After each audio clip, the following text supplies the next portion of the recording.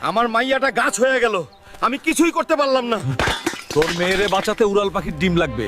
উড়াল পাখির ডিম আনতে চায়না যেতে হবে। চায়না টায়না মানি না।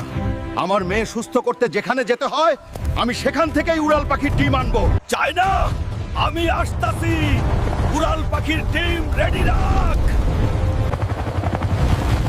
অবশেষে চায়না, ওই তো ডিম।